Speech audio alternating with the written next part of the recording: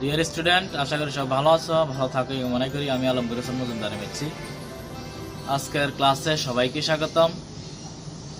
অবশ্যই ক্লাসটি প্রথম থেকে শেষ পর্যন্ত দেখলেই তুমি ক্লাসটি ভালোভাবে বুঝতে পারবে, আর ক্লাসটি ভালোভাবে বুঝতে পারলেই কিন্তু আমাদের আসলে সার্থকতা। বুঝাতে পারলেই তোমরা বুঝবা, তোমরা পরীক্ষা আনসার করতে পারবা, এটাই আমাদের প্রত্যাশা।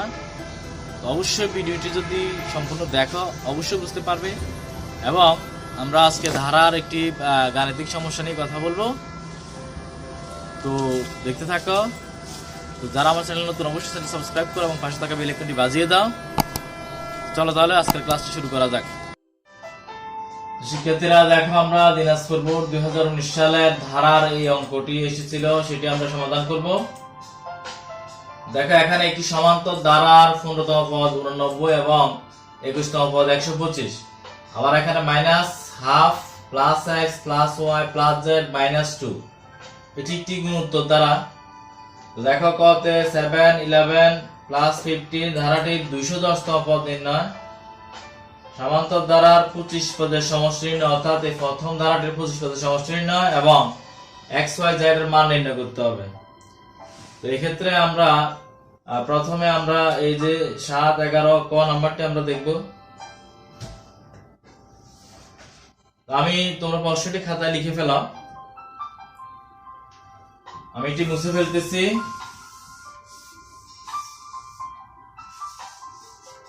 দেখো, ক প্রশ্ন আমরা এখানে সমাধান করে নিতে পারি।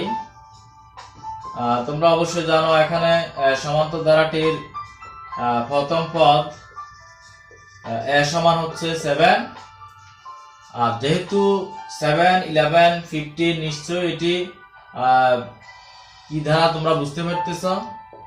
যেহেতু এই যে 7 এবং 11 দুটি বিয়োগ করলে আমরা কি পাবো, দেখো সাধারণ অন্তর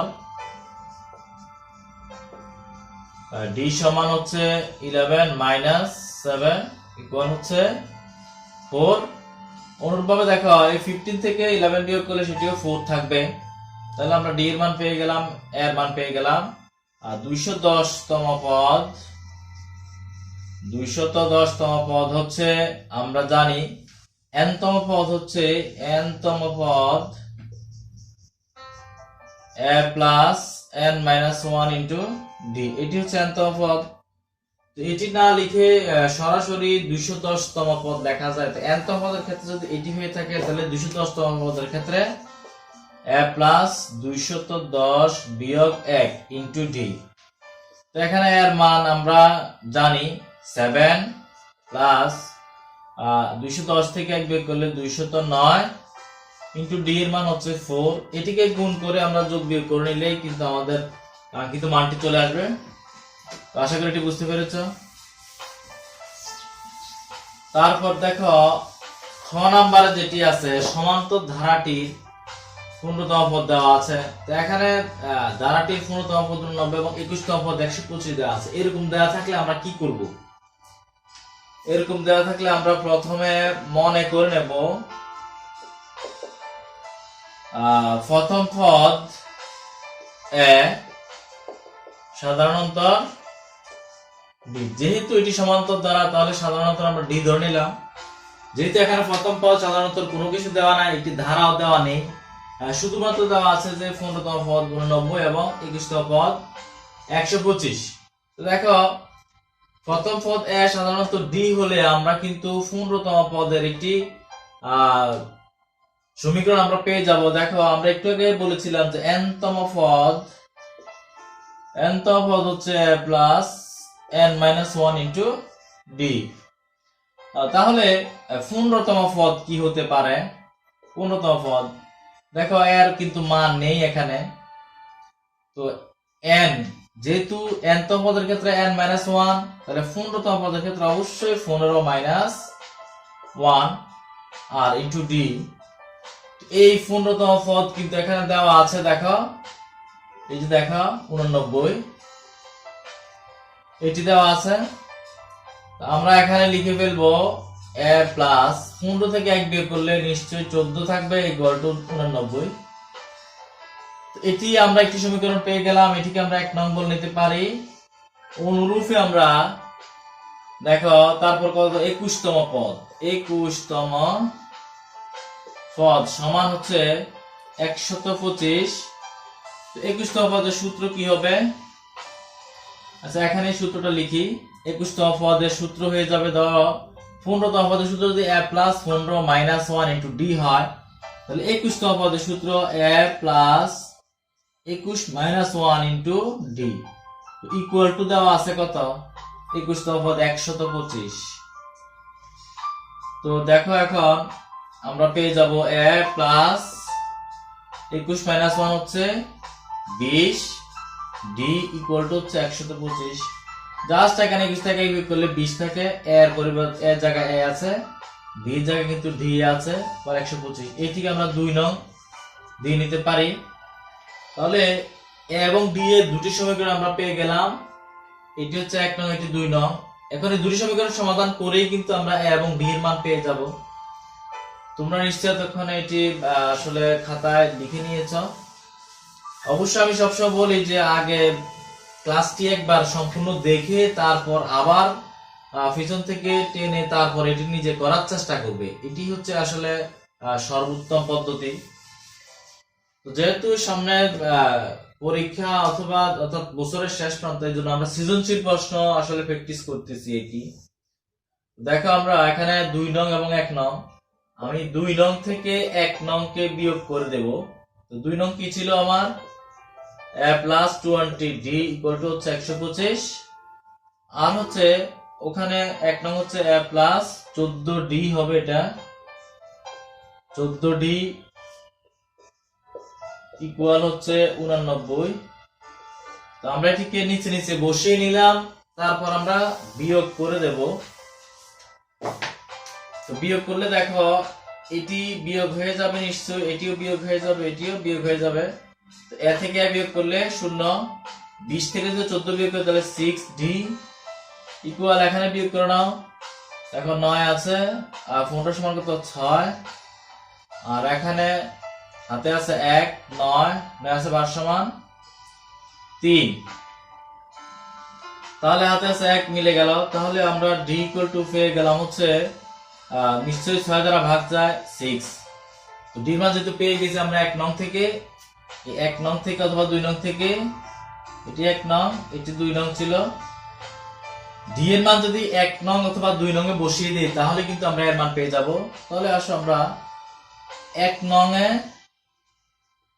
d ইকুয়াল টু হচ্ছে 6 বসাই।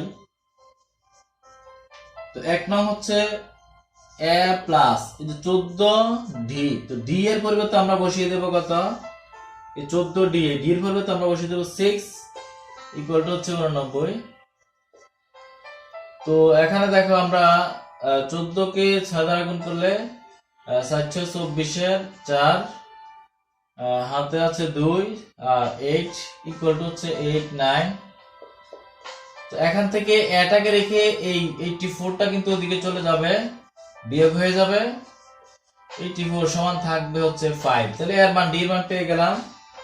তো আমাদেরকে বলা হচ্ছিল কততম পদের সমষ্টি? 25 পদের সমষ্টি নির্ণয় করতে। তো 25 পদের সমষ্টি আমরা নির্ণয় করতে পারবো এখন, যেহেতু এর মান এবং d এর মান আমাদের হাতে জানা আছে।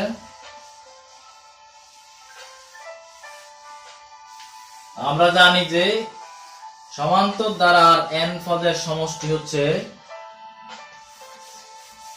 মুছে দিচ্ছি এটা যেহেতু আমার এর মান আর d এর মান লাগবে। এটি এর মান, d এর মান হচ্ছে 6। আমরা জানি সমান্তর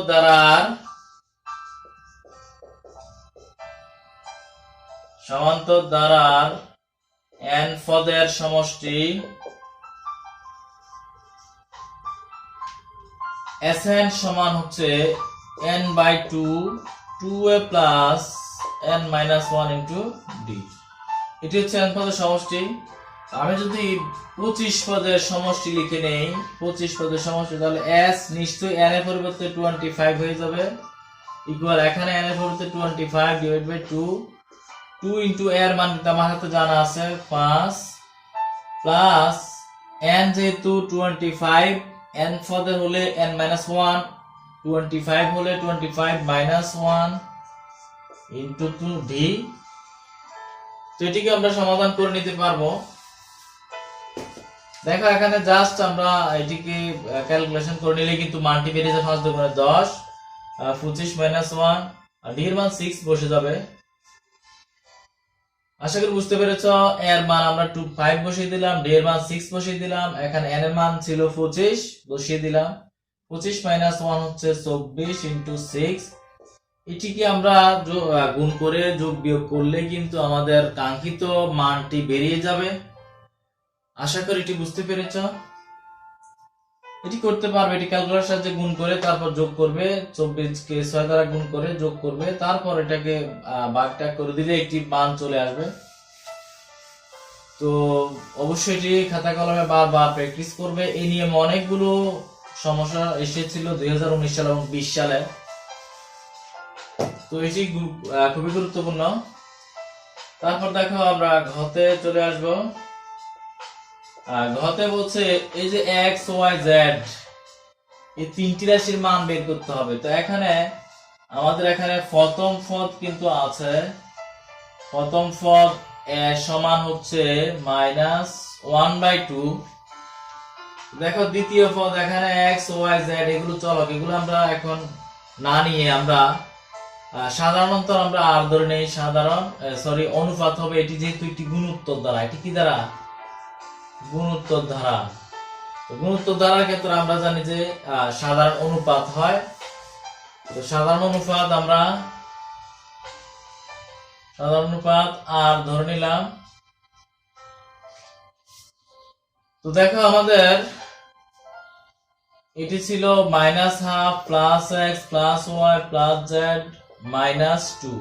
তো দেখো এটি প্রথম, দ্বিতীয়, তৃতীয়, চতুর্থ, এটি কিন্তু পঞ্চম। তো আমরা গুণোত্তর ধারার nতম পদ আমরা কি জানি? নিশ্চয়ই তোমরা বলবে r⁻n-1। তাহলে আমি যদি প্রথম, দ্বিতীয়, তৃতীয়, চতুর্থ, পঞ্চম পদে যাই, তাহলে পঞ্চম পদের ক্ষেত্রে এর মান কিন্তু এখানে জানা আছে। দেখো -1/2, আর হচ্ছে আর এর মান কিন্তু আমার জানা নেই। পঞ্চম পদের ক্ষেত্রে n এর মান হয়ে যাবে 5 - 1। তো দেখো ইকুয়াল টু এখানে দেওয়া আছে, পঞ্চম পদটি এখানে দেওয়া আছে -2। একটু ভালোভাবে বুঝতে চেষ্টা করো। এখানে পঞ্চম পদ -2, কিন্তু পঞ্চম পদের যদি আমি সূত্র লিখি তাহলে এর মান -1/2, আর এর মান এখানে নেই, n এর মান হচ্ছে 5, তাহলে 5 - 1। এটি হচ্ছে মূল সূত্র, এটি আমাকে অবশ্যই জানা থাকতে হবে। তারপর এখান থেকে আমরা হিসাব করে নেব। দেখো এই দেখো এখানে মাইনাস আছে, এখানে মাইনাস আছে, -2 মাইনাস কিন্তু -1 দ্বারা গুণ করলেই ক্যান্সেল হয়ে যাবে।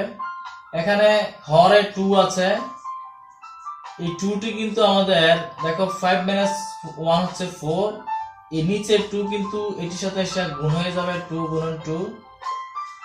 তো আমি লিখবো r⁴ ইকুয়াল টু হচ্ছে এখানে 2 গুণন 2 হচ্ছে 4, অথবা আমি 2 কে √2 হোল স্কয়ার লিখি, আবার এই 2 কে √2 হোল স্কয়ার লিখি, তাহলে কি হয়ে গেল? r⁴ ইকুয়াল টু হচ্ছে √2 এখানে পাওয়ার 2, এখানে পাওয়ার 2, তাহলে √2 পাওয়ার কত হলো? নিশ্চয়ই 4। তো দেখো এই পাওয়ারটি কিন্তু সমান হয়ে গেল 4। তাহলে এরকম যদি থেকে থাকে r⁴ ইকুয়াল টু √2 পাওয়ার 4, তাহলে এই পাওয়ারে কিন্তু ক্যান্সেল হয়ে যাবে সূচকের নিয়ম অনুসারে, তাহলে r ইকুয়াল টু হচ্ছে √2। তো এই মানটি, আর এর মানটি আমরা পেয়ে গেলাম। তারপর দেখো আমরা দ্বিতীয় পদ, তৃতীয় পদ এবং চতুর্থ পদ আমরা নির্ণয় করতে পারবো। দেখো x আছে দ্বিতীয় পদ, তো আমরা দ্বিতীয় পদ নির্ণয় করব। nতম পদের সূত্র যদি ar⁻n-1 হয়, তাহলে দ্বিতীয় পদের সূত্র হচ্ছে ar⁻2 - 1। তো এর মান হচ্ছে -1/2, আর এর মান হচ্ছে √2। এই দেখো 2 - 1 হচ্ছে 1, তাহলে এখানে দেখো এই √2 হচ্ছে উপরে তো আছেই, আমরা এটি একটু ক্যালকুলেশন করে নেব এভাবে যে এরকম যদি থাকে √2 এখানে 2 অথবা √3 এখানে 3, তাহলে আমরা এই 2 কে আমরা √2 ইনটু √2 লিখতে পারবো। সবসময় খেয়াল রাখবে একটি পূর্ণ সংখ্যাকে √ওভার দিয়ে গুণাকারে, দুটি সংখ্যার গুণাকারে লিখা যায়, তাহলে এই √2 এর √2 ক্যান্সেল হয়ে আমাদের থাকবে -1/√2। তারপরে আসো আমরা অনুরূপভাবে আমরা তৃতীয় পদ বের করে নেব। লিখে নিছো নিশ্চয়ই?